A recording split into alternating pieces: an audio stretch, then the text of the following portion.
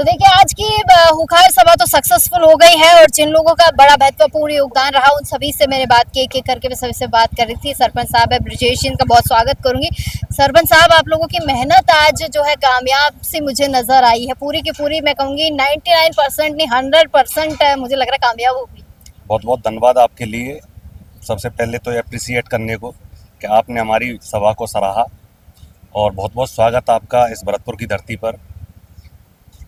हमने जो कहा वो करके दिखाया। हम शुरुआत से ही कह रहे थे कि भरतपुर की धरती पे जलजला उठेगा, और वो जलजला आज हमारे युवाओं ने करके दिखाया। हजारों की संख्या में लोग बॉर्डरों पर रोके गए, उसके बावजूद भी जो ये कैंपस था वो पूरा का पूरा भर गया। हजारों लोग सड़कों पे घूम रहे थे। गाड़ियां में मैं खुद चल के आया था, गाड़ियां साइड में लेकर के लोग खड़े हुए थे। तो जितनी हमने अपेक्षा की थी उससे ज़्यादा लोग इस सभा में उपस्थित हुए। मैं धन्यवाद देना चाहूँगा हनुमान बेनीवाल जी को कि उन्होंने बड़ा दिल दिखाते हुए और एक संयम और शिक्षित वाली भाषा का प्रयोग करते हुए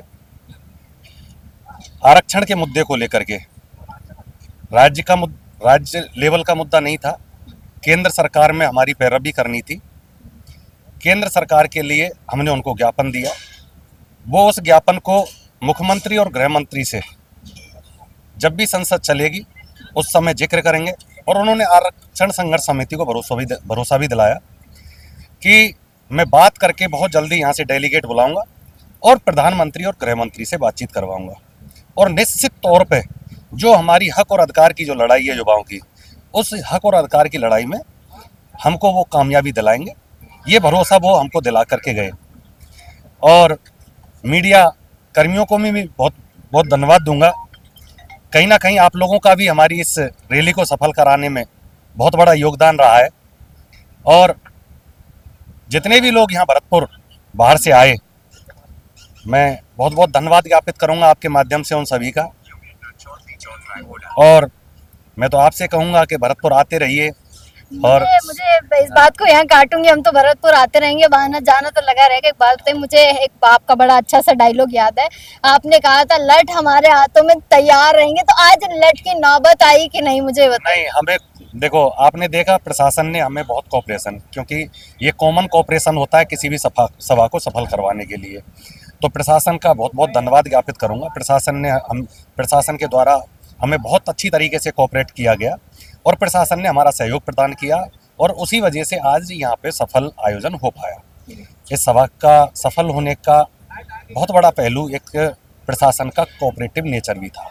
लेकिन दो विधायक जो है वो भी सभा से नाराज होकर चले गए थे। अभी काफी सारे लोगों से भी पूछ रही थी, तो उन्होंने भी कहा कि अपनी ही जनता को जो है वो यहाँ से छोड़ के चले गए। नाराजगी अपनी जगह थी, लेकिन जनता तो उन्हीं की थी। यही जनता जो है 28 में जाएंगे उनके पास, तब क्या जनता सवाल करेगी? ये मुझे लगता है कि कहीं ना कहीं हमारे जगत भाई साहब का स्टंट हो सकता है। भाई साहब ने कहा भी इस चीज़ के लिए कि पहले जब भैराना धाम गए भाई साहब तो सतीश पूनिया जी को राज्यसभा मिला, और आज जब भरतपुर आए तो कहीं ना कहीं जगत जी को हो सकता है कि कैबिनेट की कुर्सी मिल जाए। अच्छा। ये एक स्टंट हो सकता है उनका, और मैं कुछ नहीं कहूँगा। रैली कितनी सफल हो गई है बेनीवाल जी के आने से? अगर बेनीवाल जी नहीं आते तो भी मैं पूछूंगी कि ये रैली कितनी जो है सफल हो पाती? नो डाउट केंद्र में एक चिंगारी लगेगी, क्योंकि हनुमान जी जहाँ जाते हैं वहाँ न्याय दिला करके आते हैं। केंद्र सरकार निश्चित तौर पर इस चीज़ के को लेकर के संज्ञान लेगी और हमारी बात पूरी होगी।